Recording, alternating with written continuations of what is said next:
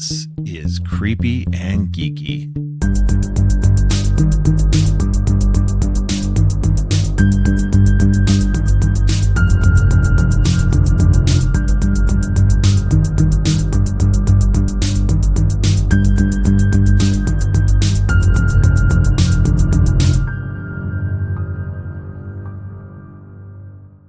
Welcome to Creepy and Geeky. I'm your host, Robert, and today it's an all Donna episode as she joins me to talk about Black Panther Wakanda Forever. But first, Donna and I talk about the stuff we got into this last week. How's it going, Donna? Hey Robert, it's going pretty good. Still hot as all get out, but Yeah. I'm surviving.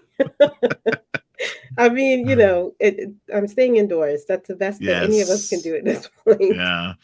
No, you got it a lot better than I do. My job, I'm always outside, and so it's like, ugh, so hot and gross. Ugh. Ugh, Yeah, it's not fun at all. not at all. The South, it's terrible, terrible.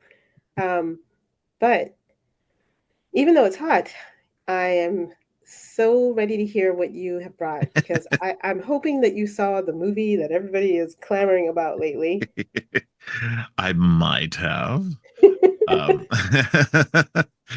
Um, yeah, probably more than likely. Yes, I did. If you are talking about long legs, then yes, I Hmm. did see that. So, yeah, Katrina and I went and saw it Thursday night. It is really good. It is really good. I think it's funny because a lot of people are comparing it to Silence of the Lambs, and I totally Hmm. 100% understand why, because it's, the main character's a female FBI agent. And so it's it's great. I understand why it's cool and everything, but here's my thing. I've never really been that big of a fan of the Silence of the Lambs. Now, I know that's sacrilege, just like every other thing that I don't really like. That's sacrilege to everybody else, but I mean, it's fine. It's not a bad movie, and I won't like that's even with all of the movies that I've said before that I don't care for.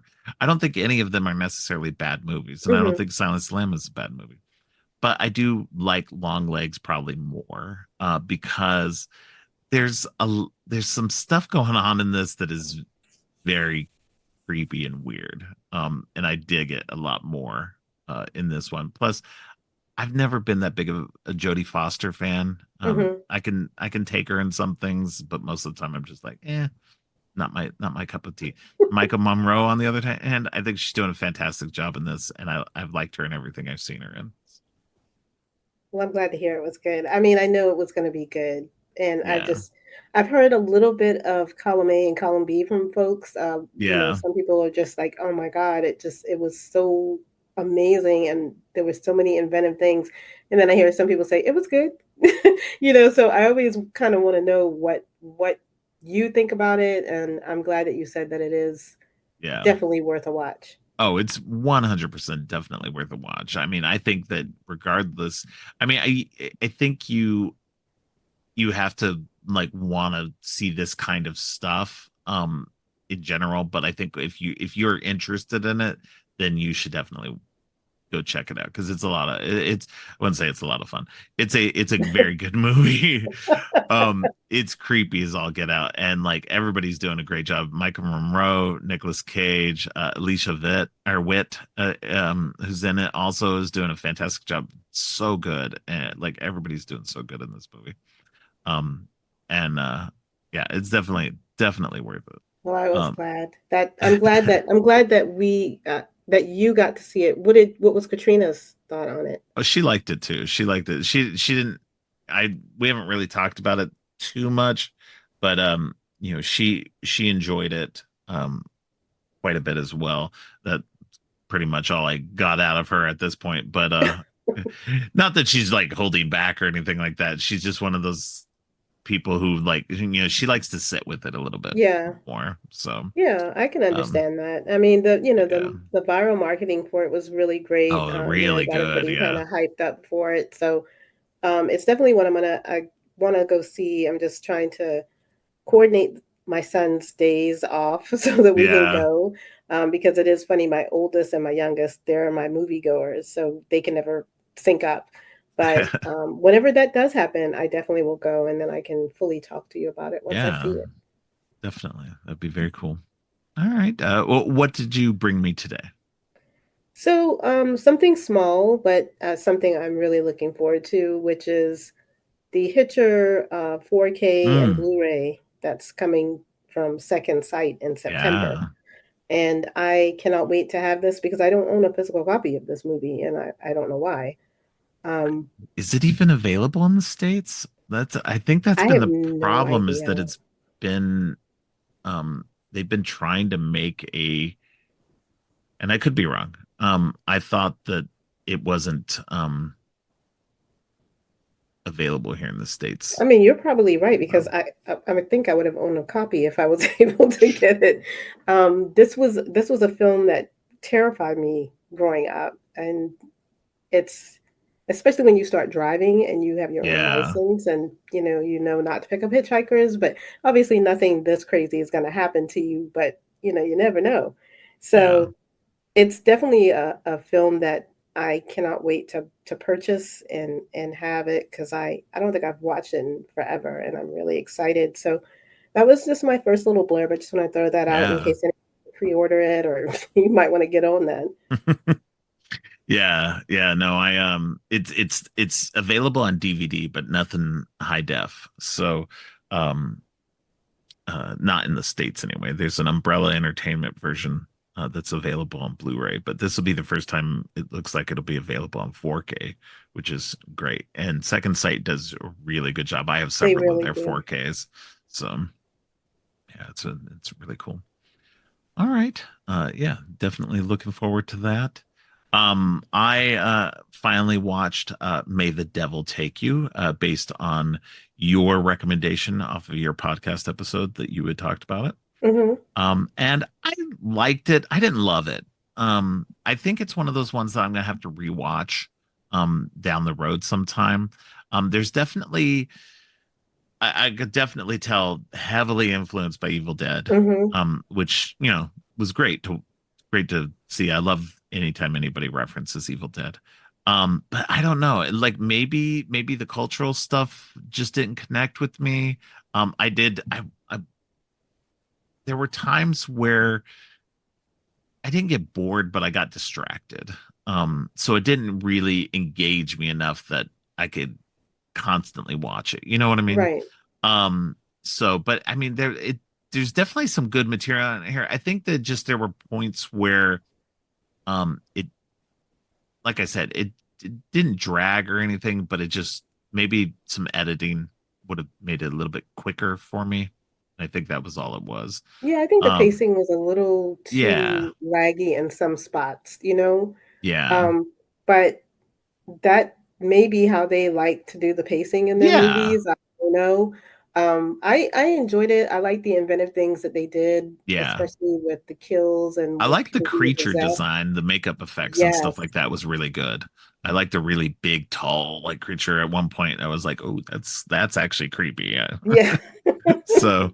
So yeah, no, I mean there was some really good stuff in the movie, and I liked it, but it was just one of those ones that I didn't grab me enough to go, ooh, I love this one, like I would champion it. This one's Right. just one of those ones where I was like, all right, it's okay, it's not bad. I'm probably gonna watch the second one at some point, but and I would like to rewatch this one, because I feel like it's one of those ones that is good enough for a rewatch and to see if maybe I'll love it the next time. Who knows? So, but it was good enough on this first Well, watch. at least you crossed it off your bucket list that you watched it. Yeah, crossed it off my Donna list. I got a list of movies that are recommended by you, either on your podcast or directly to me. And I'm like, okay, I gotta cross that one off. So, so right. Did you have another something else to bring me? Well, I mean, since you brought up Evil Dead, and now I have to bring this up. So Sam Raimi Oh is yes. okay. Go ahead. Go ahead. He's set to direct a horror film called Get Help, and it's going to be set on a desert island. I don't know if that's Mhm. what you were, oh yes, about, but Yeah, no, I was just excited because I'd forgotten about the Sam Raimi thing, which is bizarre. so And it's yeah. written by the guys who wrote the Friday the 13th remake and Freddy versus Jason. So Yeah, I'm I'm down for that because I yeah, I'm like both of excited. those. Like I know there's a lot of people who don't like those, but they're wrong. So but I'm excited. I'm very excited. Written by those guys, directed by Sam Raimi. I'm in. So Yeah, I'm 100% excited about that. And especially, I don't think we've had a horror film from him since what, Drag Me to Hell? Drag Me to I know Hell. we've had the Yeah. Multiverse of Madness, if you want to Yeah. kind of call it a It's Marvel horror horror, but adjacent. Yeah. yeah. Horror light. But yeah, this sounds interesting. Plus, anything that's on a deserted island, It'll I be want to very know. interesting. Yeah. Yeah. I didn't know. I didn't read the desert island thing, so that actually is it, like a wrinkle that I hadn't heard. So that's very cool. Yeah, but they don't have a release date or any, there's No, nothing out yeah, there. So I guess we'll just have to keep our eyes peeled for that. yeah. Oh, I'm sure. You'll All probably right. find out about it before I will. Maybe. I don't know. Oh man, that's too funny. I didn't even remember enough to put it on my list today. That's okay. That's what you got me for. All That's why I'm right. here. Fill in the gaps. All right. Well, here's something non-horror but fun that I watched this last week, and it's called The Sparks Brothers. It's a documentary by Edgar Wright, who everybody should know directed Shaun of the Dead and Scott Pilgrim.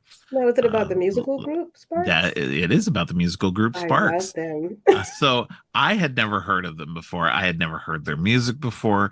And I saw this trailer when the movie was coming out to theaters, like last year or the year before. And so I was like, okay, that's pretty interesting. So I ended up having some Universal had this Universal Rewards program when you bought Hmm. their when you bought Blu-rays or whatever from them, you would get points to use for buying like digital movies or whatever else.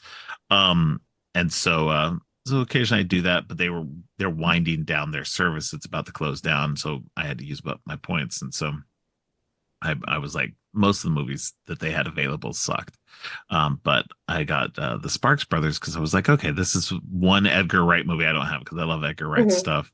But this was one movie I didn't have of his yet, and I was like, okay, this looks interesting, looks funny. Let me check it out. And so the other night I finally watched it and I loved it. It was fantastic. I'm definitely gonna check out more of their music. But these guys are just like quirky and weird. And and I loved it. It's just like it's so funny that something like this, and I get it. Their humor and um their songs aren't what you would consider mainstream enough. Even though they have been so influential to There's so many to people. so many people. Um, like even the tagline for the movie is your favorite band's favorite band. Favorite band? Yeah. That So makes perfect sense. yeah. And I only know a few of growing up in the 80s and seeing them on MTV, they only had like a couple of videos. And I don't know, there was just something about them I really liked. It's almost like liking They Might Be Giants. A lot of people Yes. don't like that band, but there's something about them.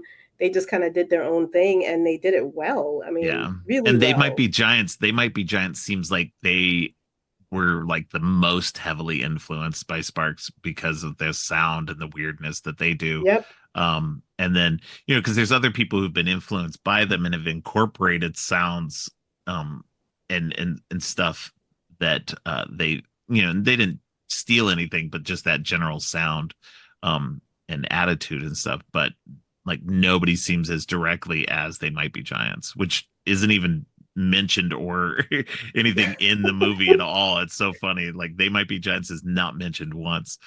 Um, so But I it's think very that's one funny. thing I miss is that we don't have too many art pop bands anymore. They Yeah. I don't know. There's something like you said, they're quirky and they're weird, but Man, they're They were just really, doing really good. they just did their own thing. They would get, and it's so funny too because they would get a little bit of commercial success, Hmm. and then the next album they would make would be something so weird and so like not the same thing. They were like they every time they got any kind of commercial success, they were like, okay, let's go the different direction then. So, and I was like, man, that's bold, you know? And so, you know, and it's funny too because like the synth pop wave in the Hmm. 80s, they kind of helped spark that, you know, pun intended. Um, but it and like everybody from like Depeche Mode and Erasure Hmm. and all those people, they literally say they part of what made what made their music is having listened to Sparks. So it was very cool. So Yeah, they're pretty definitely, ballsy. I'll have to check that out. yeah, it's a lot of fun. And it's a um it's like a almost 2.5 hour long documentary. So and it flies because you don't even feel like you're like, I want more. So yeah, definitely check that out if anybody That's else really is cool. interested in that kind of stuff. Definitely watch the trailer for it, and if you like the trailer, then then you'll probably like the movie. So, all right, do you have anything else for me today?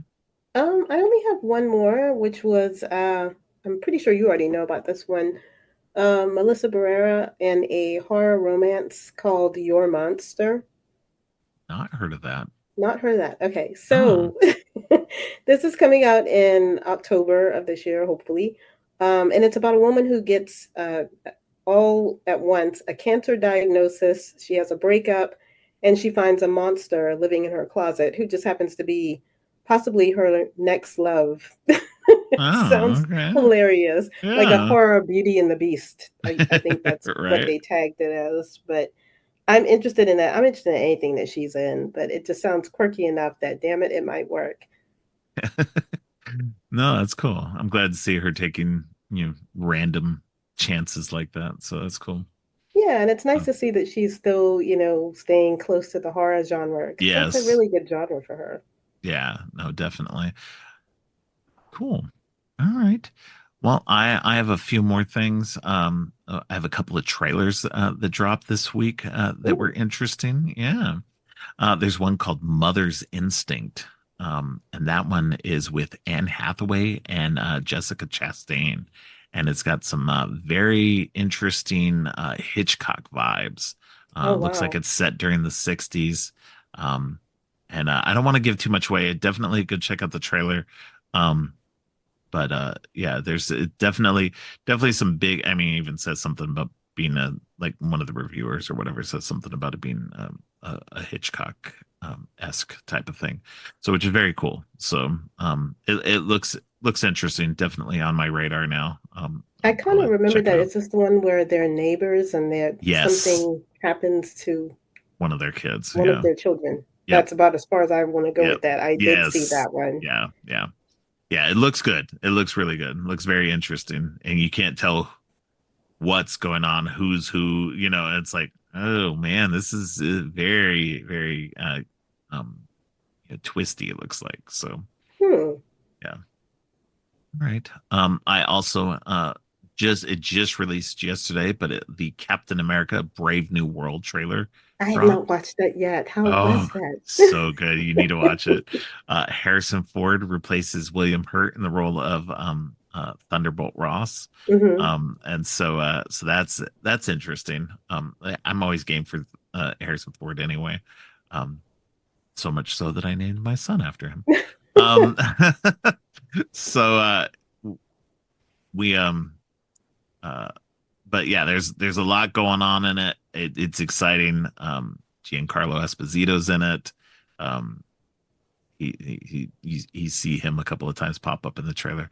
And wait until the very end, because there's a nice little extra bit there. Everybody will be excited to see, even though everybody already knows Oh my what it gosh. is. So definitely check out that trailer. Captain America: Brave New World just dropped yesterday.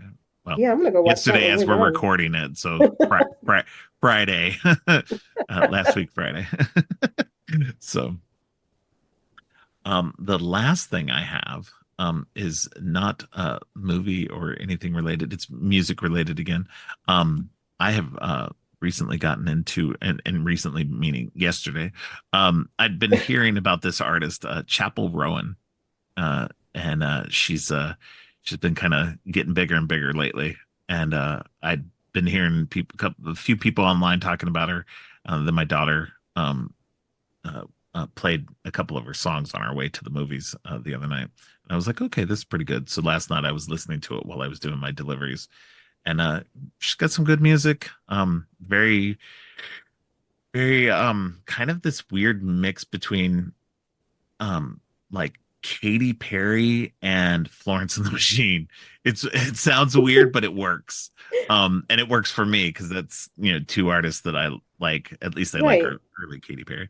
Um, and so like it really worked well for me. So it's very, very pop music kind of stuff. So, but yeah, if you like pop music, kind of 80s inspired, like 80s slash early 2000s pop music, check her out. Yeah, Good. you already sold me when you said 80s. I'm fine with that. Yes, yeah, 80s synth pop Yep. type stuff. So I was yeah, no, I like I saw the description, and then she dresses kind of in drag too. She's very influenced by drag culture. Oh, Um nice. so yeah, so she's got a very interesting image and a very cool sound. So yeah, no, I like her stuff a lot. So already just from 2 days ago, I'm on board. So I'll definitely check her out. yeah. All right. Well, that's all I have today. So I had quite a bit. Uh, but but I was actually surprised when I was making the list. I was like, what do I have this week? And I was like, okay, I got this, I got this. Oh, I got a lot. Maybe too much. But I No wanted to such throw it all thing. out. But before we move on to Wakanda Forever, why don't you let everyone know what you've got on your show this week? Okay, well, I'm still going on with my Summerween series. I'm actually thinking about extending it a little into August, but Okay. we'll figure that out when we get there. However, for this week's episode, I decided to talk about Summer of '84 because, Oh, well, I don't really hear that many yes. people talking about it. And one, I really love this film. Me too. I've been trying to figure out a good movie to combo it with for a double feature for my show. So that's awesome. Yeah, it's probably one of the best kids in peril film I've seen in a while. And Yes. I don't know, I really love the trio of directors. I love Turbo Kid, their Yes. film before that. I haven't seen their zombie film. I need to get on I that. haven't But seen that either. Yeah. yeah, it's it evokes so much of that whole stranger danger, the Hmm. whole feeling of being in the suburbs and you're not quite sure what's going on there. I really just I love the film so much, and I kind of go on and on about my childhood and being a latchkey Hmm. kid. So y'all will have to put up with that for a little bit, but that's okay. No, We like pretty much ran the streets like we were adults at that point. So yeah. um, yeah, but that's the one I'm talking about. Just because it's summer, of course. Why wouldn't I talk about Yes. summer of '84? Yeah. No, it's really good. It's got a great soundtrack. Oh Um, yes. yeah, it's yeah, no, it's one of those it's one of the rare movies that evokes the 80s in a really like that gets it right. And the Um truest sense of the house and the paneling with the wood and yeah, yeah. And just how like because there's a lot of stuff that'll evoke the 80s and just kind of go with that kind of like happy, peppy feeling of the 80s. And those are right. fine too. I like those too. But the ones that really kind of showcase like just how grimy Hmm. and kind of weird. And Stranger Things gets it right more often than not as well. So that's what's nice is Summer of '84 sits right in that thing, especially with that whole like you said, the stranger danger thing. Hmm. So it's really cool. I can't wait to listen to your episode. So Well, yeah, that's what I got going on this week. But awesome. I guess now they can go and listen to me like chit chat about Wakanda Forever. Yeah. Yep. So yeah, go ahead and we're gonna have our very short musical break here, and then we will jump right into our conversation about Wakanda Forever.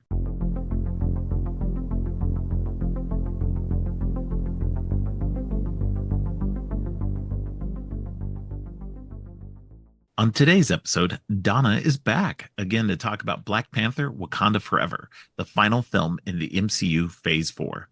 Donna is the host of the Dawn of the Dead podcast. Welcome back to the show, Donna. Hey, Robert, thank you for having me back. I feel like I haven't done an episode with you in a long time. Yeah, I think it's been a little bit. We've Uh, been meeting up, our yeah, weekly thing, but I don't think I've had. When's the last episode I did with you? Jeez. I don't Ganja and remember. Hess, maybe? I think so. I think that's what it was because we were doing the Scream, Blackula Scream, and Ganja and Hess. yeah, yeah, Wow. yeah, because we were It's been a doing the minute what's your then. favorite double feature. Yeah. So we were doing that. Yeah. It's been a little bit, but I Yeah, mean, because that was back in February. I think that's just because we talk to each other every week now as part of the show. Probably. So we're so used to just doing that yeah, Yeah. talking about a regular episode. But yeah, I definitely want to get you back on regular episodes because that's what it used to be is like I used to try to make sure that I had you on, pretty often, tried to work you in at least once a month. Oh, you And got a lot of people. You don't need me. yeah. But I mean, as many regulars as I do have, sometimes it's hard scheduling. And you've always been pretty good at about coming in. Yeah, as long as So you don't catch me after work, I'm always good. right. After work, I'm just like, no, I talked uh, all day. You can forget it, buddy. I hear you on that for sure. But yeah, no, it's great to have you back on a regular episode again. So this one should be a lot of fun. Like I said, we're going to be talking about Black Panther: Wakanda Forever, which is it's a weird, like, and not weird. It exists in a weird space because it's after the death of Chadwick Boseman. Hmm. And there was a lot of um like questions about what they were going to do to um continue Move this story. forward. Yeah, Yeah, because they'd already announced the movie, um, and everybody thought he was going to be in it because nobody knew he was sick. Um, and so it was just when once he passed, they had to kind of redo the story and kind of figure out a hmm new way in. And I think they did it in the best way they could have. By you know, having T'Challa pass as well. So that way, and I know there's a lot of people who are just like, well, they could have recast and they could have, but hmm I think Marvel and Kevin Feige, I think they did the right thing in that way. There was a chance to really honor Chadwick Boseman and his portrayal of right. T'Challa. It's such an emotional roller coaster too, because It you're right. is. They could recast and they could, go one path, but because it's in the phase four of where we are in the MCU and it deals with grief, what better Yes. way to let the fans grieve along with everyone that's in this film? The way that they Right. handled it was so beautifully done, and I think it helped. I think it helped to reformat it the way that they did and Right. restructure it the way they did. Yeah. No, I agree. I think there's some like this is only the second time I watched. I watched it once in the theater and then I just Hmm. watched it last night to prepare for the show.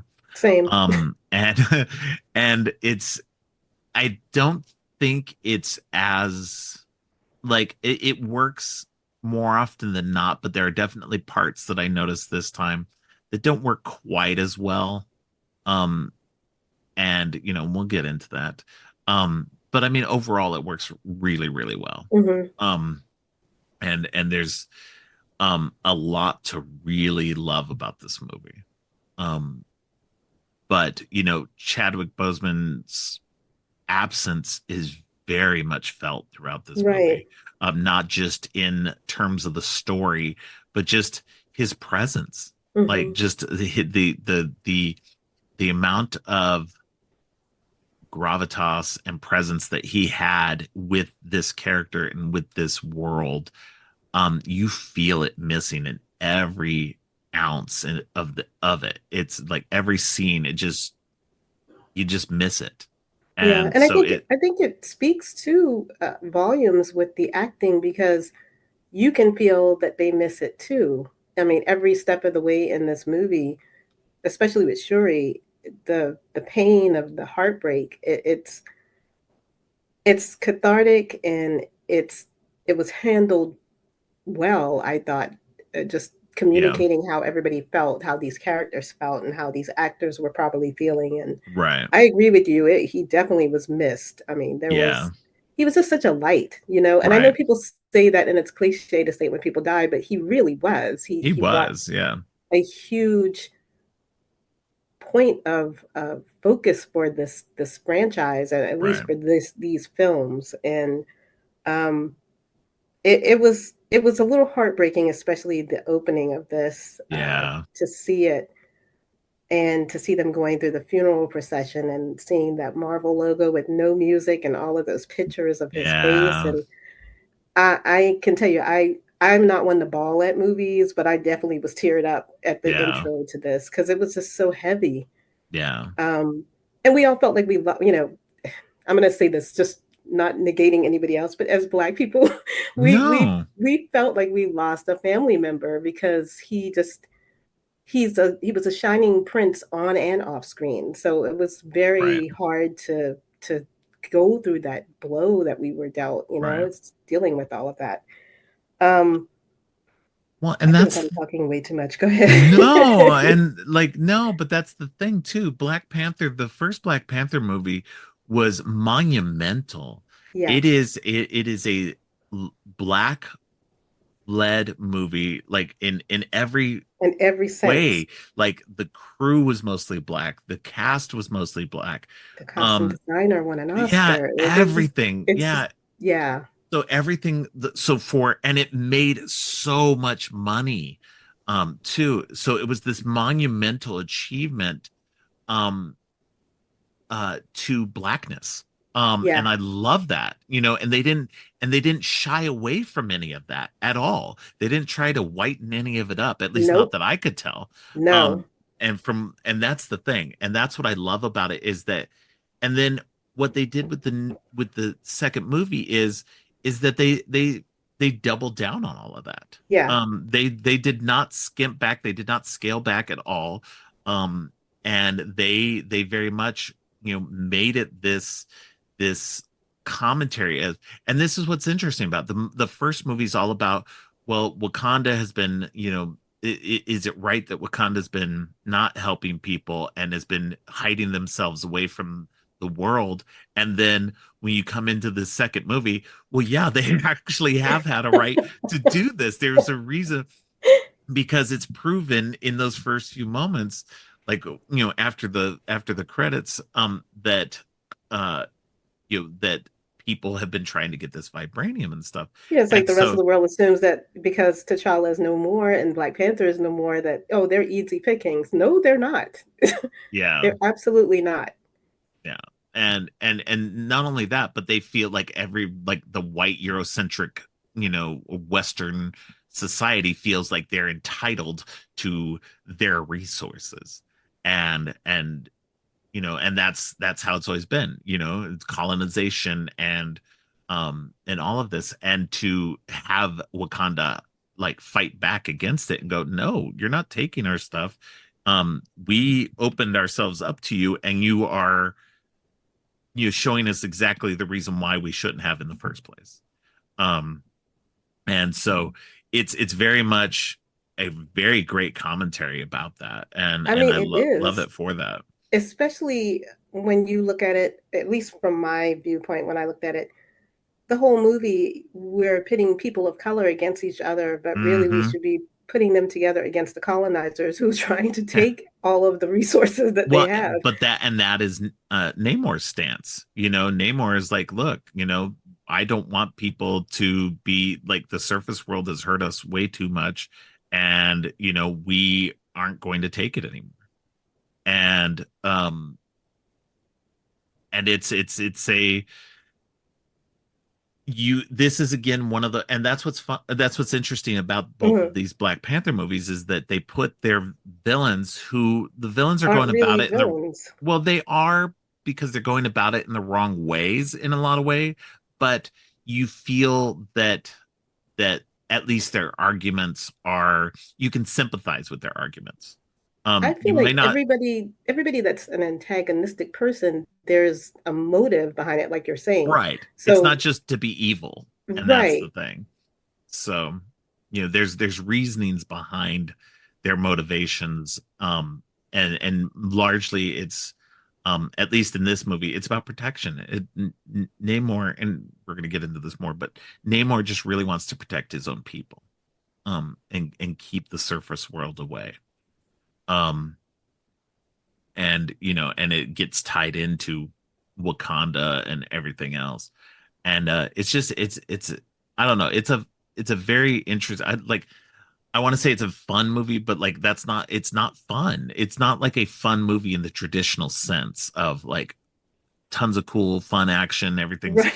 you know because there's like there's more stakes involved, there's more emotions involved. This movie's very like It's raw and heavy. emotional the whole time. Yeah. Yeah, it's a very heavy movie, and I think it's an interesting choice to do that, um because it's just, you could have easily, MCU could have easily just gone, you know what, we're going to replace T'Challa, we're going to make some other actor. I mean, it's not like they haven't replaced actors in the franchise Of before. course. They could have easily done that and just moved on and just made another Black Panther movie, and just, you know not worried about any of that. But by making the choices they did, it was so much more bold and fascinating, to go in this direction, and to, um up the stakes, like take T'Challa's death and just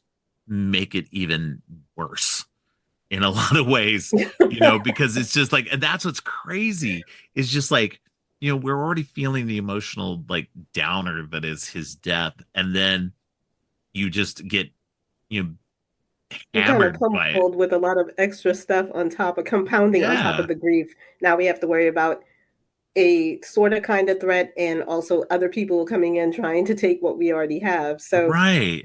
it is an interesting choice. I think it works though. Maybe not for people that are not older, like Yeah, younger yeah, kids who saw the first one probably will be like, "What is going on?" But I don't know. There's just something about that overall message.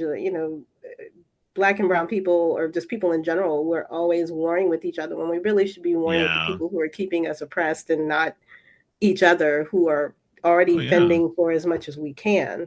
Um, and I think it was a clever choice to have Shuri be able to see what his world was, and yeah. why he was so adamant that this could not happen. Um, Along with her dealing with also the grief of trying to process going through those stages, she just was still in that mourning period even a year later. Um, I don't know. I enjoy everything about this film. I Oh love how they yeah. still have it like very much female powered and Oh, driven, it's and very female driven. This movie, the first movie was, but you had it centered around T'Challa. So, right. it was him surrounded by women, of course. But this one, because of his absence, this one is now completely female driven. And, it definitely, puts that in a different mindset in a lot of ways as well. And so I love it for that, because it gives you a different perspective on, the grief and everything, and what it does for each individual person, because they, Shuri, we're kind of following Shuri's storyline more than Hmm. anything, and how she's processing that, and she, and I feel like, when we get to the end, if things had happened, if she had been told things earlier, then maybe she would have processed that grief differently. Um, and we'll get to that. Um, but yeah, with where she stands at now, because she couldn't save T'Challa, that she's processing that as rage, um, and resentment, like that she couldn't do anything to help him in time.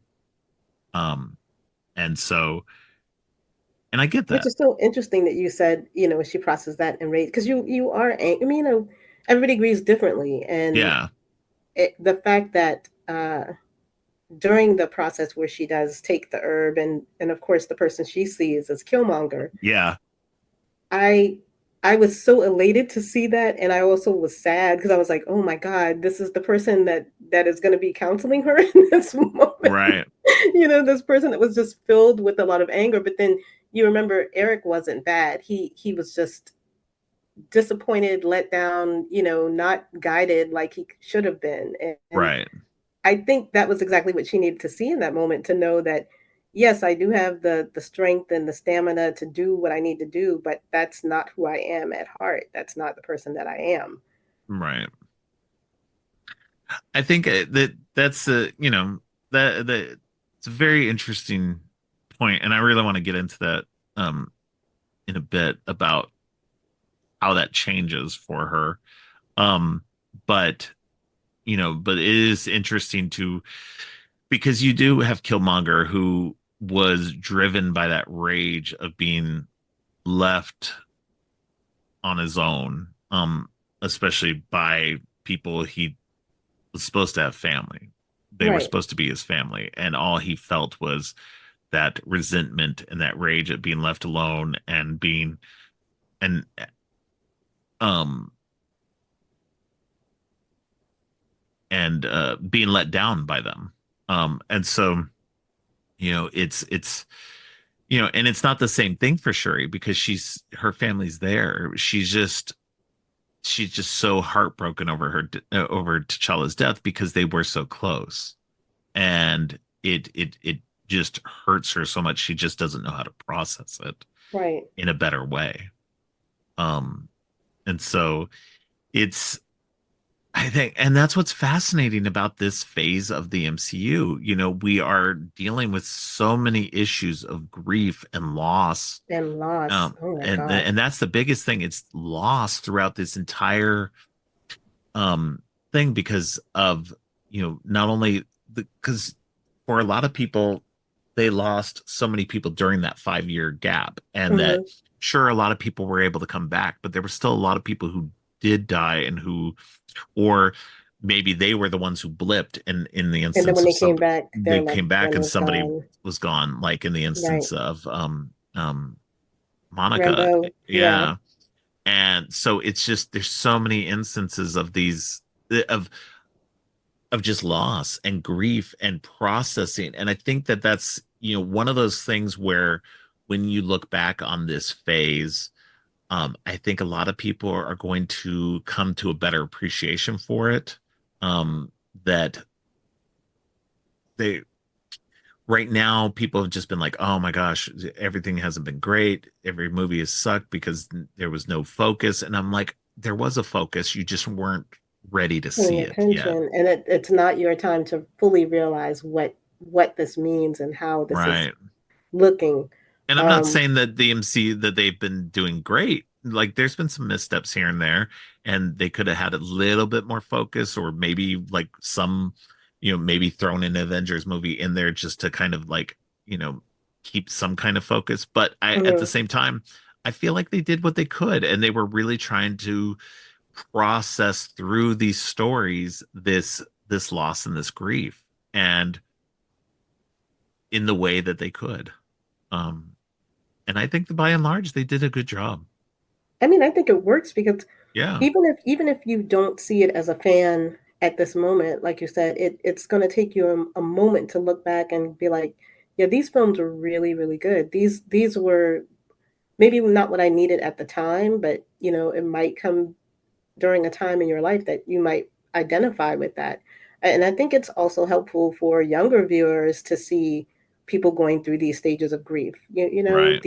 These movies mean a lot to kids and they mean a lot to adults, but I I fully enjoyed watching this one and rewatching it recently just because Right. seeing the kind of ceremonial display that they did at the beginning for his Yeah. funeral. I think I may have talked to you about this before. I'm giving away all my black secrets now, but uh, sorry. So I grew up on an island.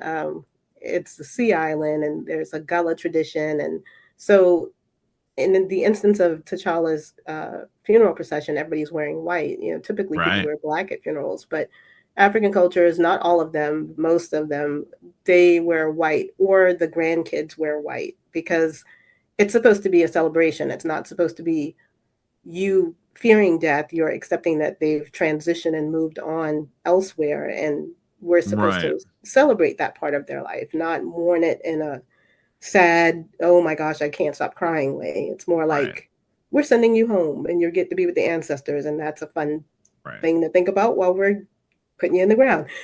Yeah. I know that sentence did not go the way I wanted it to, but Well, that's okay. no, and it's also a celebration of their life rather than a mourning of their death. You know, you're Right. celebrating who they were and what they meant to you more than this one part Then of this the, one part, yeah. this aspect, and that's one of the things that I guess really struck for me at the beginning, seeing that and seeing the mural of Chadwick Boseman. And you know, much like people when they have funerals in New Orleans and you see people with the procession and the band and everybody's dancing in the street. So it was it made perfect sense to me watching Right. it, you know. And then to have all of these people kind of trying to pull Shuri out of what she was in, and the really great scenes between her and M'Baku, I absolutely Yeah. love, just because he's taking on that big brother mantle, even though she probably didn't ask for it, but that's Right. what he's going to do. But that's what T'Challa asked of him as well. Right. And so it's you know, those kind of scenes are touching. You know, the scene, I know we're going to get to it, but the scene at the end where she kind of goes through that final grieving step and then gets that reveal Right. of what T'Challa has left a gift for her, and for the whole family actually. And it's a touching movie. I do love that we get to see. Unfortunately, the actor playing Namor had some things come up about him, the Namor actor, but Right. um, it was nice seeing a perspective, and it was nice seeing other people who have like supernatural abilities. And it's just it is kind of a fun movie in an odd way to say. Right. um, but once again, the direction and all of the acting that they brought to the story, you could tell that these people were, they were either going to learn to work together or they were going to kill each other. That was going to be the Yeah. end of it. Right. And it like and yeah, talking about Tenoch Huerta and his, allegations about Yeah. him. He apparently, like, there's some question about the validity of that, Hmm. but like, and I can't say one way or the other. We always support victims here.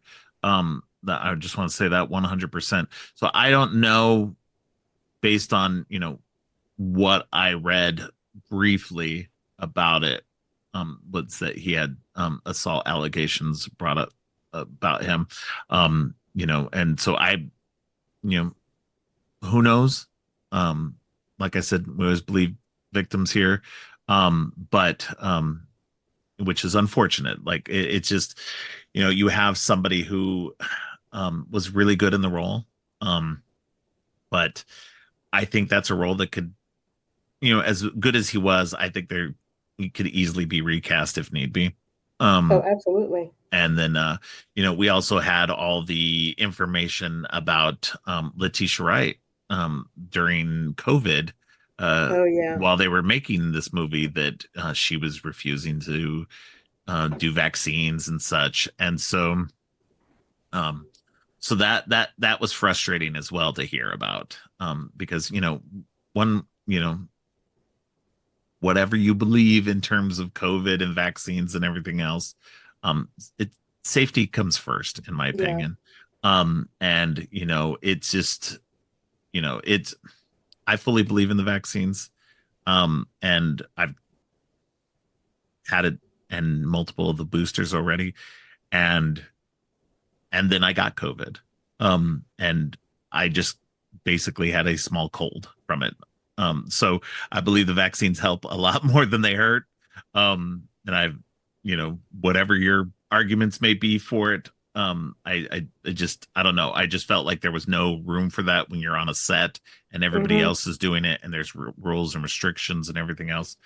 So that Plus, part, if you don't believe in it, that's fine. But think about someone with a compromised immune yeah, system. You're, exactly. you might not think it's helping you, but it may help. It may save someone else's life. So Right. And that's where it really came down to. It was just like the lack of, for anybody who was refusing that kind of stuff and refusing the mask and everything like that, it's that you didn't care enough about anybody else. It's fine if you didn't care about yourself, but the fact that you just don't care about anybody else, that always bothered me in that situation.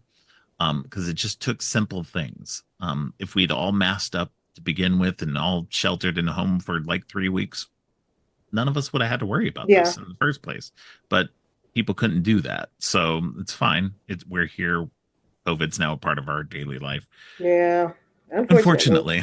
Yeah. yeah. So But I mean, it but is unfortunate. Like you said, it's two but sides to that did everything, and we're not in. We're not. right. I don't And know I'm just what mentioning it because it did taint my view of her, and it it made did. it where I was less excited about her being in the role as Hmm. I had been going into it.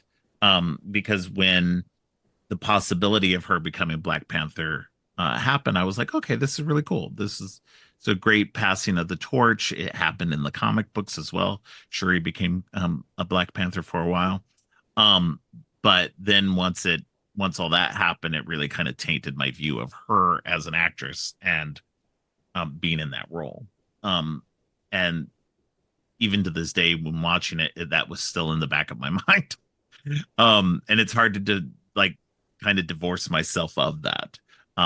But I still watched it, still enjoyed it. I think she gives a great performance as She Shuri.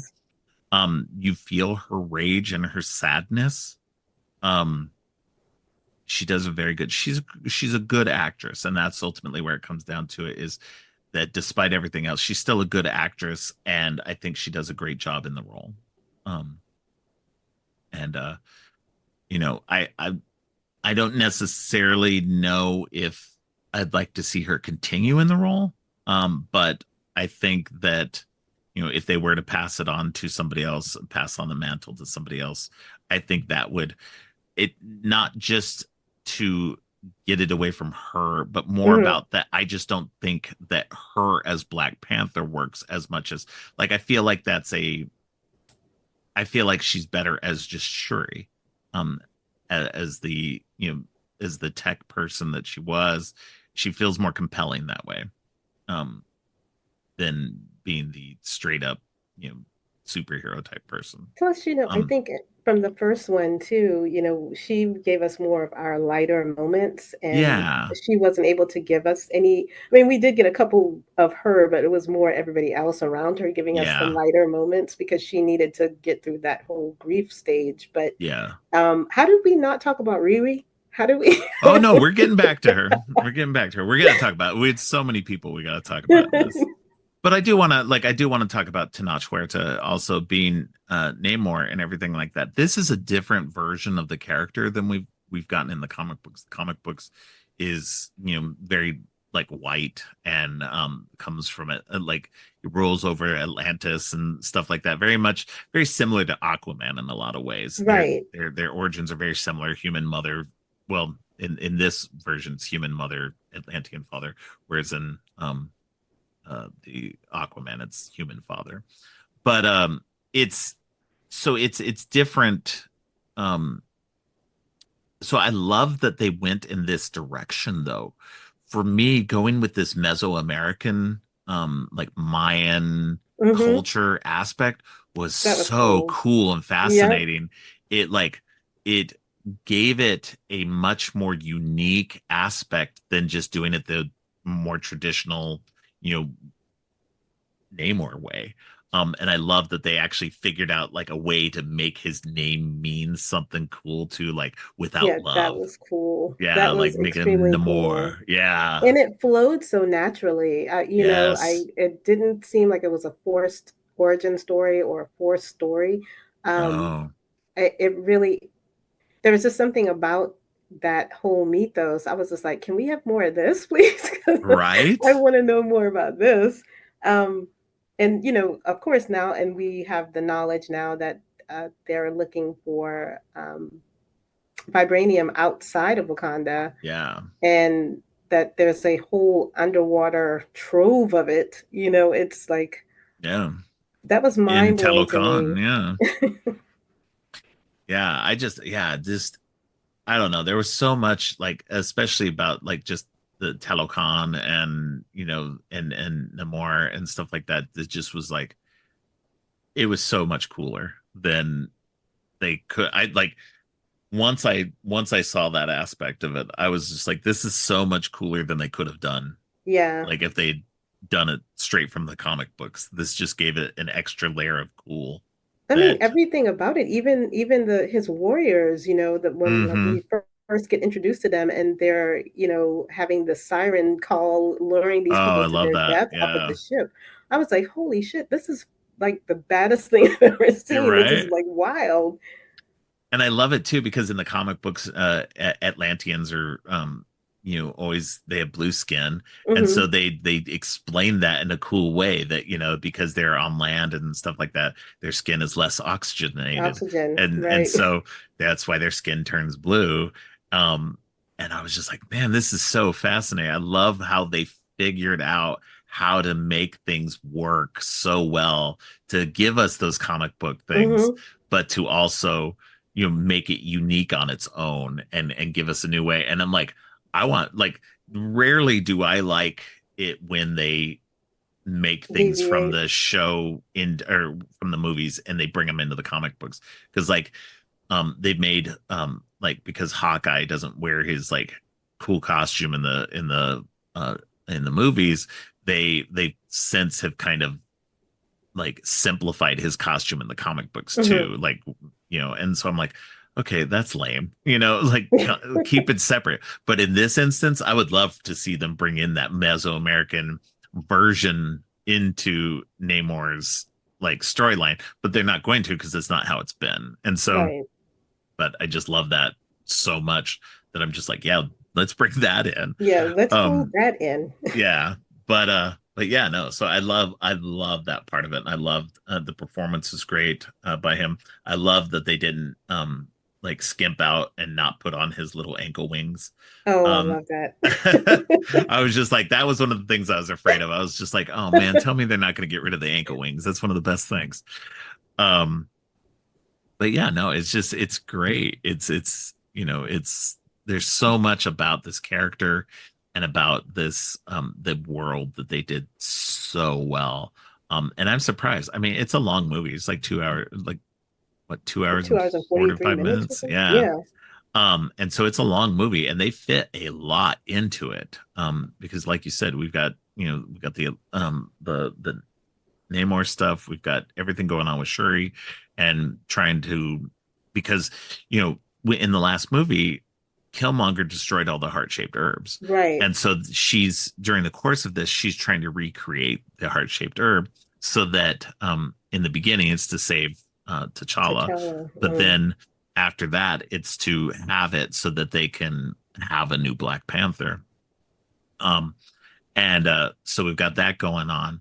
Um, that's a main drive for her storyline.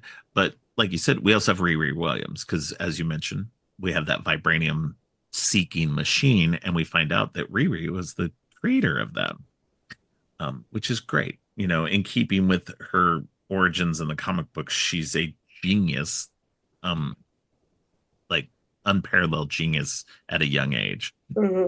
So, um, uh, but yeah, Dominic Thorne does such a really good job at playing uh, Riri, and I can't wait to see. Hopefully, the show's still coming. I don't know, but I really hope so. I hope so too, because I would really like to see more of her, in like in her own show, Yeah, I mean, because she was so good. she didn't have a whole lot of screen time. I mean, she had just No, enough, but she was so great. And every scene, you really she provided a lot of the humor. Now that I'm thinking about yeah, it, yeah, but I mean, like you said, she's a genius. We definitely. I don't know about you, how you felt, but when I saw her put that suit on, and I was like, oh my God, we actually get to see Ironheart.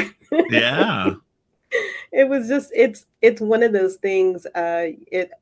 It never stops. Every time I watch a Marvel film and I get to those scenes, I always feel like a kid again. I always feel like I'm 12 years old sitting in a theater when I watch these films. yeah. And the excitement that she had, flying, and just the kind of I guess camaraderie that both her and Shuri had. Like Shuri, understanding being a genius at a young age, how daunting that is. And there are people that are going to want to exploit that, at least on Riri's end.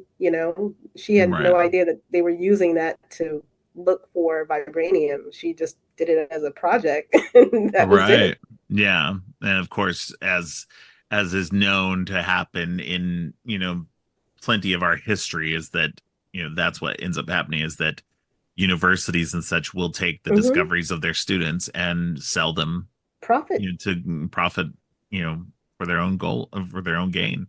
Um, so which is unfortunate. So, um, but yeah, no, I really enjoyed her performance. Yeah, like you said, she's not in it a lot, but yeah, no, I totally geek out the same. Like that's what I love about the Marvel movies and stuff like that. Is this is for me, I could only dream when we were kids and reading comic books. Comics There were not movies and the movies that were made were not were not great. good. And so by the time like stuff started, because even when you arguably, even when we're getting into the late 90s, early 2000s, and we're starting to get Blade The X-Men and films Spider-Man stuff. and X-Men and stuff like that, those were great because we were starting to get kind of bigger budgeted stuff, Right. but even they were still kind of off They a were little bit. hokey. Yeah. Yeah, you could feel that they were just not quite there. They were good. They were a lot better than we'd been getting. And so we were excited about that, but it was still just kind of off. And then when the MCU hits, it's a whole nother level.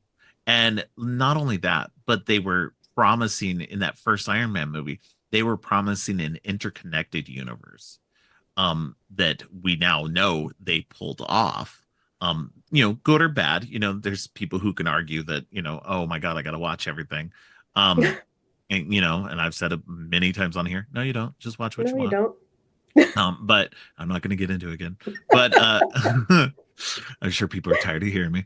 But anyway, but as a fan, as a comic book fan who grew up reading these, I never in 100 million years would imagine that we would get something on this level. Not only be even remotely successful, but to be so successful that it's this huge franchise that pretty much, again, good or bad, Hmm. dominates everything in our pop culture at this point. And I know there's a lot of people who hate it, but I'm all for doing lots of other movies and stuff like that. Don't get me wrong. I don't want everything to be a superhero movie, Right. but I love that there are superhero movies that are at this level and that they're so good and so entertaining, and I can geek out every time I see some new character like Namor or um Ironheart or anything, like things like leap off that comic page into into the real world like that. It's just so fun and Yeah, so honestly, I great. don't think I could have. If I had a time machine and I went and told myself that, they'd be like, "Yeah, no, I don't, I don't Right, buy it." You know what I mean? I just and it's so funny too with Black Panther and with Wakanda Forever. As an African American girl, if I can only imagine a young African American girl that's a preteen or a teenager watching this and seeing yeah, such black excellence on screen and yeah, seeing these women being so powerful. You don't know how that impacts a woman. I mean, that might change that girl's life. Riri absolutely. being as smart as she is, and these women being so powerful and just standing their ground, it means a lot, especially when you're in your formative years, to see characters like that. For me, reading Storm in the X-Men comics was just such a an amazing thing at such a young age, because I was like, well, we can do this.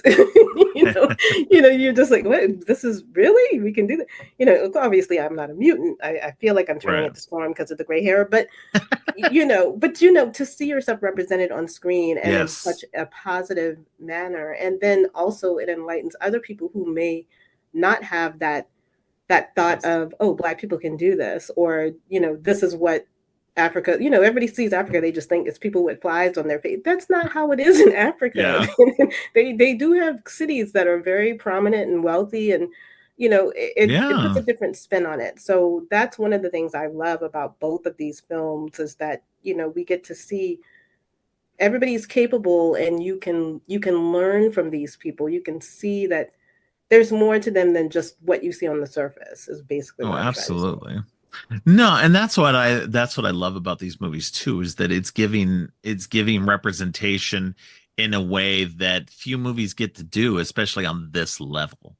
And so not only that, like, and like we said earlier, this movie is very female driven as well. So Hmm. this movie is largely about women doing what they're doing and being at the pinnacle, being leaders, um uh people who are super intelligent, fighters, people who are capable in all these forms, on top of being black.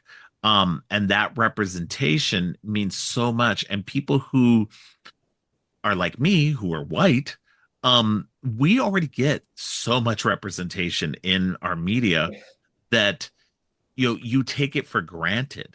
And so that's what I love about movies like this, that it really does kind of cross over as well too, as long as you're open-minded about Hmm. it, and you can put yourself aside and put your own egocentricities aside and be like, look, I want to enjoy a movie about kick-ass black women doing what they need to do.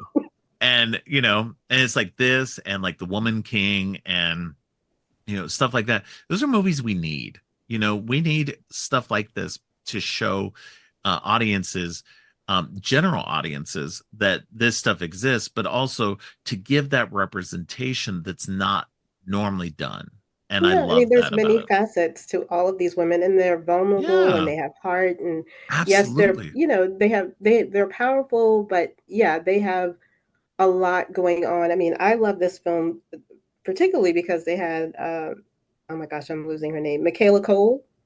Mm, She plays the character Annika, and she's yeah, actually in a queer relationship in this film. yeah, And with I thought, Ayo.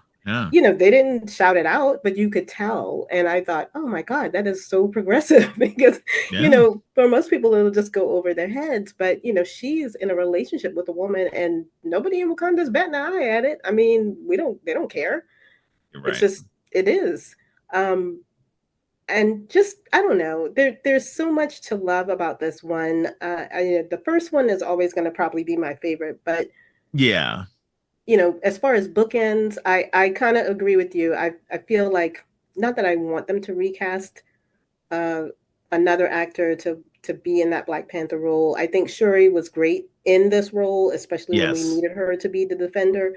But I would like to see her tackle more of the, you know, technological things that Well, we need. I and feel she's like also in a position now because she's the she's the sole, queen. she's the Yeah, queen. I mean, they're still calling her princess, but she's effectively the queen at this point. And so yeah, she's now the queen of Wakanda. And that's not to say that she can't be Black Panther and queen, because, you know, T'Challa was king and Black Panther at the same time as well. So I'm true. I'm I'm not against her continuing on in the Black Panther role. I just feel like that is a even in the comic books, she became Black Panther, but then she became something else afterward as well. And I think that's where I would like to see her become, finding her own identity in that way as well.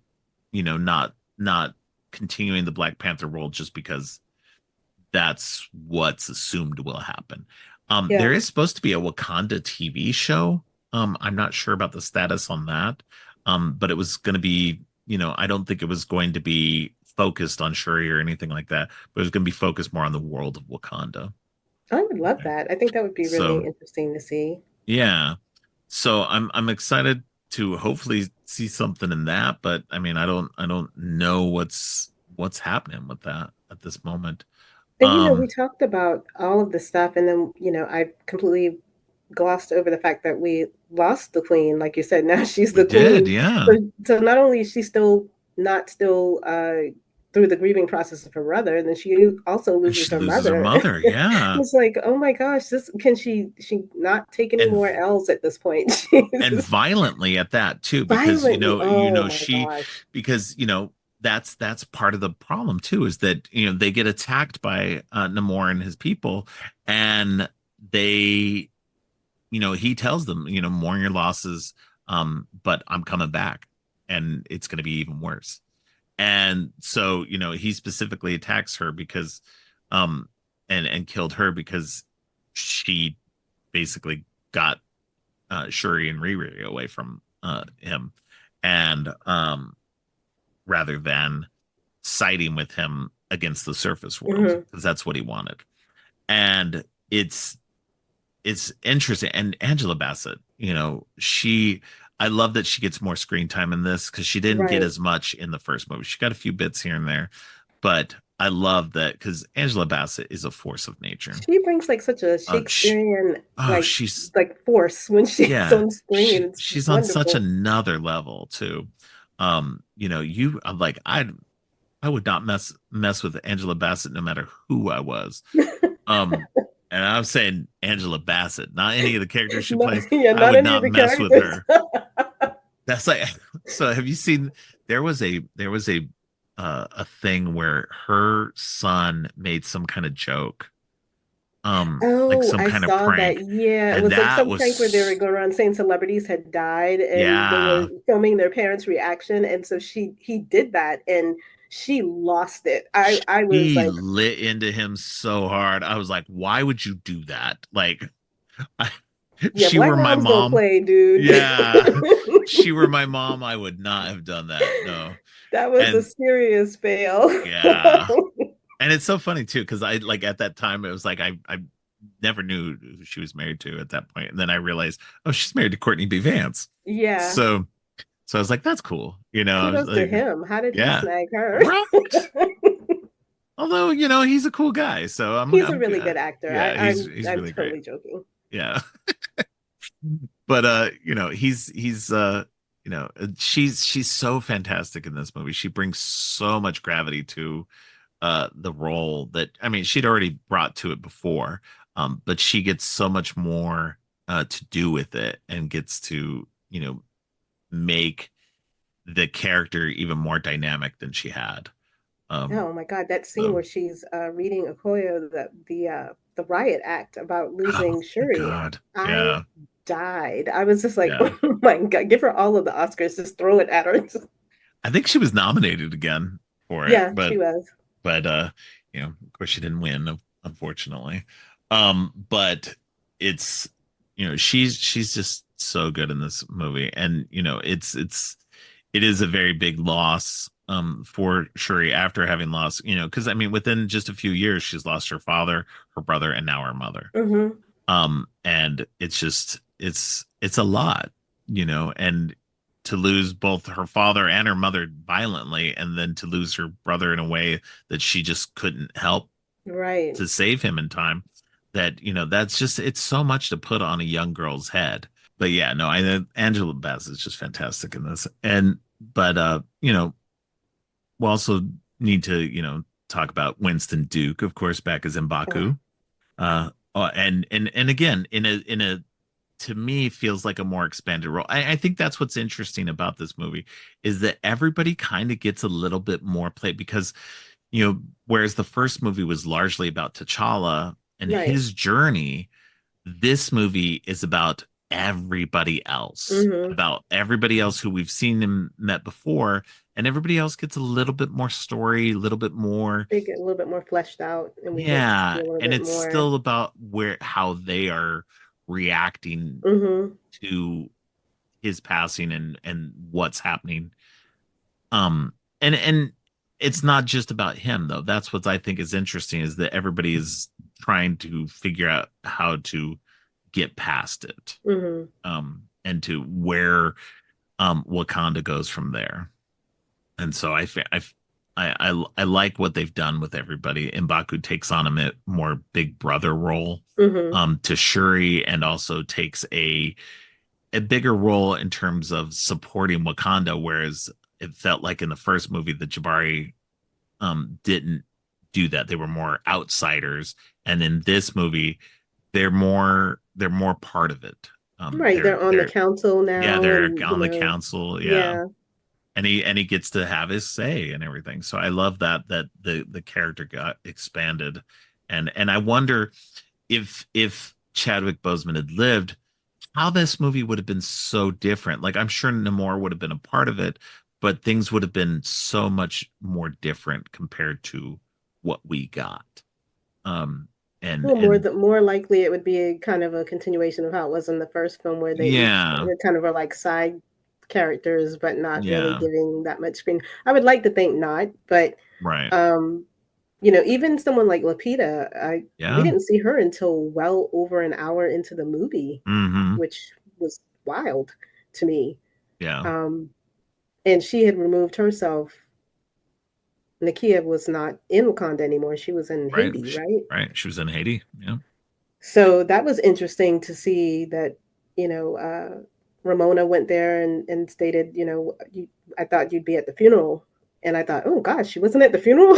yeah, What happened? I was confused by that until we got to the ending of this, and I was like, oh right, yeah, why wasn't she at the funeral? They clearly were close and loved each other, yeah, um, and then we get the revelation, towards the end when Shuri is finally right, getting through her grieving process that T'Challa and Nakia had a son. yeah. Um, and that Well, little boy was precious. Oh my goodness. I wanted to squeeze his cheeks. He was so adorable. He had a little lisp and he was missing teeth. And I was just like, oh yeah, my God, he's the cutest little baby. and they're laying the groundwork for future Black Panther because I he is mean, Prince T'Challa. he is. And she Mhm. now, knows that she has someone to look out for. And, their family Yes, lineage and is she going can to now take on continue. that kind of big sister auntie Yep. role, and I think, and it's interesting too, and this is what I was talking about earlier. If she had known that she had a nephew, and that if people had been more open with her about what was going on outside of her, then maybe her rage and anger wouldn't have been there. It would have been at least tempered. It wouldn't have been as out of control as it was in those It's a lot of moments. secrets in this family. Yeah, right? Like For a they didn't know family that about was really Eric. close, because she even asks her at the end too, she's like, "Did my mother know?" And And she's like, she's yeah. like, "Yeah." And she's like, and at that moment, I'd be frustrated. I mean, she's very accepting of it in the situation and everything like that. But at the same time, I'd have been very frustrated. I'm like, well, then why wasn't I told? I think I would be a little pissed about it. But Yeah, I also know, kind of like Nakia was explaining to her, that they wanted him to live a life. grow outside of the Right, the palace and everything. Yeah, royalty yeah, aspect and people putting the expectations on you. I mean, he does need to right. find his own way, which, like you said, I'm sure he'll be a future Black Panther because he'll find Yeah, his way to that. But let him have a normal childhood and let him be a kid and right. not be a prince. Um, and plus, his mother is one of the fiercest warriors on the planet, so nobody's Yeah. gonna hurt that kid. He's in good hands. Oh yeah, for Um, sure. But yeah, I, no, I'm sorry. I just have to interject real quick. yeah. Lupita looks very beautiful in this movie. Like she looks beautiful Oh all the time, yeah. but this movie was ridiculous, and we got to see her speaking Spanish because she's She's fluent in Spanish. Yeah. right. I was actually, it's so funny too because I was rewatching this movie after I had just seen her in A Quiet Place day one. Hmm. And so I was looking up her information on Wikipedia, as I am want to do always, because that's what I do anytime I'm watching something. Um, But she's uh, Kenyan Mexican, so she that's is. So she's, because she was born in Mexico to Kenyan parents. But she was actually she didn't really learn Spanish because she left and went back to Kenya um at less than a year old. And so she lived most of her life in Kenya. But they sent her back in her teen years to Mexico to learn Spanish for 7 months. And so that's when she learned, how to speak fluent Spanish, just being immersed in it. So I was like, oh, that's fascinating. So, yeah, so I love that she was able to bust out her actual Spanish, but like everybody had to learn like that Yucatan Mayan as well, hmm um, to speak as the Talocan did. So I love that everybody did that. This so a movie very much steeped in subtitles, because everybody's speaking right. Spanish or Talocan or Zosha. So I may be mispronouncing that, but No, I think you uh, did it pretty well. oh, thank you. I try. So it's uh it's I love that, as somebody who doesn't pay attention as much as I should. Like when I'm in the theater, trust me, my phone is down. I don't mess with my phone. But for some reason, when I'm at home, I'm constantly on my phone looking at stuff. So if there's movies with subtitles, I largely will like pass on them until I can make sure that I can give them my full attention. And so, this movie, for the most part had my attention. Like I said, I did look some stuff up. But it's I love that again, we're getting different cultures and different languages. And that's so what's amazing about these movies is that, people argue that uh movies like this can't be made, can't be successful. And both of these Black Panther movies made tons of money. This second one made almost $1 billion worldwide. It made like 890 some odd million. Um, and that's a testament. You make a good movie that is cross appeal like this, then you can make something like hmm this. And that's what's, sure, it's a big tent pole type of, superhero movie, but that's what works. And I think that's what's fascinating about it too, is they didn't compromise. They didn't try to whiten it up. They didn't try to make it, you know, palatable for everybody in those ways. They very much, to me, it feels like they very much kept um, the cultures and everything that they're representing. The whole And spirit of the first movie yeah, just transitioned onto this one. And, exactly. one of the things that I do love too is I'm bringing a bunch of comedic points right No, now, but definitely. there's one that I love Martin Freeman reprising his role as Agent Yeah. Ross and them just constantly teasing him and calling him colonizer. And he's just so over it. It's like, I feel like Ross would definitely be invited to the cookout because he gets ribbed so much, but they love him. I mean, he's, Yeah, they do. I mean, she's like they call him colonizer and they like see him as a like I don't know, like as a necessary evil or whatever like that.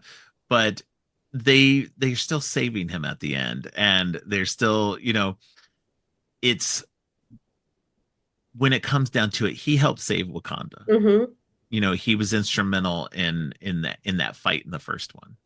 In a small way, but he helped fight for them. And he, as he repeats several times in this movie, he owes his life to them. yeah. And he's And always an he's willing to ally to just the he's best. willing to like go against his own country and government to help them. Yeah. So He's definitely a fun one to watch. I yeah, love that scene where they bust him out, and she's like, "Oh, this is the first a colonizer in chains." yeah, I he couldn't just stop laughing. yeah, and he just rolls his eyes and he's like, okay, just get me out. It's so great. Oh, it's Um, hilarious. yeah, this film. Once again, I love us going through all of these stages. I love us seeing that even though these people are both trying to be fleeced out of all of this vibranium. Yeah, They're not going to take it laying down, but to see them come to an agreement and an understanding, that we'll do what we can to protect you, but you come at us again, this is going to be curtains for you. Yeah. That's it. Yeah. Yeah, and I like that. Like that's that. Getting into that last sequence with Namor and Shuri, that fight there, she's got him down. Like they each trade some good heavy blows on each other. Right. Um, and she finally gets him down, and she finally gets to have that moment where she can exact her vengeance and her rage and everything. And in that moment, that's when we get the flashes of where she sees the commonalities between his people and her people, Hmm. and how doing this, and like Mbaku said, that if she kills him, that brings eternal war between their people. And is that what she really wants in the end? And at that moment, yeah, she's like, yes, I don't care. They deserve eternal war. But in the moment when she has the ability to strike, she hesitates and realizes that they have a lot more in common, and that it's beneficial for their people, for Hmm. both of their people, to put aside the differences if they can, and to work together. Which is such Not a powerful moment for her, well, and not because well, and then the other thing is though too is about not attacking the surface world like he mhm. wants, but just about protecting each other. Sorry, go ahead. You were saying No, no, no. I was just going to say that's such a powerful moment for her because, like we've been saying this whole time, she is rage filled and rage driven, and she does have that moment of clarity where she notices that they want the same thing. They something. Right. both want the same thing. It shouldn't come to bloodshed. It shouldn't come to this because we want to protect the people who can't protect themselves. Um, Absolutely. so I really love that moment because I know her mother and her brother and her father probably all came back to her too. The fact that this is not what they would want me to be. They wouldn't want me to become this person. Right. Yeah. And No. it's hard when you're grieving. It's hard not to be cold and hard and have one kind of focus of just vengeance because that's what you're Yeah. feeling in that moment. But we all know once you do something in a moment, you can't take it back. So it was it was a powerful scene, at least on my end. I felt like Oh, it was a very absolutely. powerful scene. Um, and he was humbled by it. I'm sure at that point he had had nobody that could best him, and he was just like, "Holy shit!" Yeah. Yeah. I felt like Yeah. he was like kind of crushing on her too. I was like, "Dang, y'all out here dating? He's showing you his like his home world, and it's like he's taking you on a date. What's going on here? He gives you Right. jewelry. What the hell?" Yeah, it is definitely interesting. That aspect of it for sure was like, all right, what are we doing here? Um, but yeah, it's a but I think there's it's a very good movie. I don't I think the first movie's stronger Hmm. still than the second movie, but there's so much going on in the second movie that is very good. And again, because it's the final movie of Phase Four, and Phase Four was all about grief and loss. I think it's Right. honestly the perfect movie to end that phase, because whereas each of the previous movies has those aspects to them, they're not really addressing them. Whereas this movie 100% is addressing grief And and then we also loss. get the closure. I think this because like Yeah, the this is perfect. hopeful. We get the Yeah, closure at the end of this phase, which is perfect for me. yes, yeah, no, absolutely. You get this moment, like I said, where she talks to she doesn't go for the killing blow, and she convinces him to yield and to then move forward with rebuilding and moving forward into the future. And that is a great ending for it, and a great transition into the next phase. Mhm. And we've gotten just a couple of movies in this next phase. But I feel like it's we're going into um something more exciting and new. And that's what we're left with in this, is the promise of future. And I think that's what's interesting about this phase in general is as much as it's about loss and grief, that it is also about um, it's a transition period where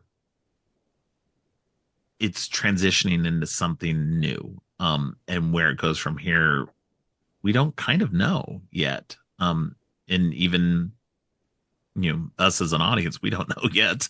And so I think it's fun and interesting to see what they're going to do. Like I'm hopeful and I'm excited to see the movies that have been announced and to see what's coming. Um, for me, again, as a comic book fan, as somebody who's lived and breathed these comic books my whole life, Hmm. that getting to experience them on the big screen and getting to see them um and you know I'm excited. I just like that. I can't explain it any other way. I'm just excited to see. Like I feel in some ways like it was in the beginning, when we didn't know what was coming, when we didn't like we knew that Thor and the Avengers were coming, but we didn't know what that was gonna be about, Right. and how everything was gonna connect and be cool in those ways. That's what it feels like again to me, is that we're in this unknowing period, and it brings so much promise to it, that I hope, It's exciting. yeah, like that's what I'm saying. That's why I keep saying like I'm excited, because it's like the only word I can really come up Hmm. with is just that there's an excitement there that hasn't, and it's been there. I've been excited for every movie, but like I'm like even more excited for what's coming, because, and especially because there is something called Secret Wars coming, and there's this multiversal aspect that's going through all this. This is the Hmm. multiverse saga and everything like that. If anybody knows about the comic books and stuff like that, there's something big is coming. And so it's like, at least in what I'm hoping is coming. And so it's just it's exciting for sure. I can't put it in any other way. It's just It's exciting. okay. I So am the same way. yeah, It's yeah, exciting. I'm excited. yeah. So I mean, it's a lot of fun. This movie is great. It's a different feel for sure than anything we've had before in terms of Black Panther and any of the MCU stuff. It's definitely a great um movie on its own, but a great way to kind of wind down that phase four and kind Mhm. of gear us up for the future. So Absolutely. but yeah, I mean, I don't know that I have anything else that I can think of to say. I think just everybody in this is fantastic. The movie is great. Hmm. Um, it's just, yeah, is just it's a wonderful movie, and I think going forward, I'm not sure what they can do. I know they said the Black Panther would return at the end of the movie. Black Panther will Right. return, so I don't know in what form that's going to take. But it'll be interesting to see what they do with the universe, with this world, in the future, and I hope we'll get to see more of these characters for sure. Because Yeah. And I think, I'm yeah. oh, go ahead. Oh, Oh, I go did ahead. want to talk about the Midnight Angels too. We didn't talk about that. Oh, go ahead. Go. I love that. As much as Okoye getting stripped of being general was like heartbreaking and Oh my everything like that, gosh. Shuri gives her this second chance, at being this new character, this Midnight Angel. Her and Aneka get to, be these new characters, and this is Hmm. straight out of the comic book as well. There's the Midnight Angels are a thing in the comic books as well. So it was like really cool being able to see that design ripped, like, because sometimes they change a lot of stuff, but this design is almost literally looks exactly the same as it does in the comic books. So it's very cool seeing that design on screen as well. So, but yeah, I very much enjoyed that aspect of it. Getting to see Okoye take on that other role as well. So, but yeah, I'm ready for more, whenever they're ready to make more. Well, I think once again too, this was a great love letter to Chadwick Boseman and Yes. a great way to honor his memory, a great way for us, the audience, to get closure as well. And it was a beautiful film. I'm not gonna lie and act like I wasn't almost wanting to sob every 5 Oh yeah. minutes. But uh, to see it and then to rewatch it, rewatching it hit a little bit different than it did when I saw it in theater the first Yeah. time. So I fully enjoyed this watching, and like you said, there's something about the first one that's just its own standalone thing, but this is a Yeah. really good companion piece to push us forward into the next phase and see what hopeful stuff that we're going to see. Hopefully, a lot more light, a lot more light hearted Yeah. subjects. I don't know if I can do any more sad stuff. Right. We've had enough grief, Marvel. Let's move on. Mhm. But again, I think that's what makes Marvel so unique too, and it's in their comic books as well, is that they don't shy away from that kind of stuff. They're very real world in a lot of ways, and that's what's always made Marvel a very fascinating comic book company, and then being able to see them manage to actually successfully bring it to life when you see other comic book movies not do so well in that arena, because they're not imbuing with the same heart and energy that Marvel just somehow has. And so I think that it just says a lot to the MCU and to Marvel Comics in general. So, but yeah. Anything else that we didn't mention that you wanted to talk about? No, I think we covered a good chunk of everything. We did. We did. All right. Well, why don't you let people know where they can find you online, Well, I mean, if they've listened to you at least once a week, they know. right? But I'll tell you anyway. So you can find me on Twitter. You can find me on Instagram. That's usually where I hang out. Or you can come visit me over at my podcast, Donna the Dead Podcast, wherever you listen to podcasts. So that's pretty much me in a nutshell. Yeah. So yeah, no, definitely go check out her podcast. Like I've said, pretty much every episode. She is awesome, and go listen to her. Oh, That's why I have her back so often I every do week. okay.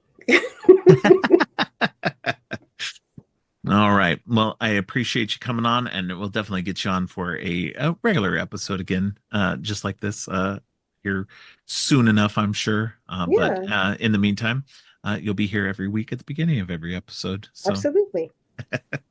all right. Well, thanks again, and we'll talk to you soon. Thanks again to Donna for joining me. Next week, Catherine Silva joins me to talk about Return to Oz and the Never Ending Story. Thanks for listening. If you like what you've heard, please consider giving the show 5 stars and a review on Apple Podcasts and Spotify. And share the podcast on social media to help spread the word. Make sure to subscribe on your favorite podcast app or at creepyandgeeky.com. Music for the podcast is Gratitude, composed by Harper Smith. You can follow the podcast by going to creepyandgeeky.com and clicking on any of the social links. If you'd like to follow me, you can find my links at geekthulu.com. You can support the podcast by ordering teas and more on TeePublic or by donating to the coffee page. All of the links are in the show notes. Finally, don't forget, stay creepy.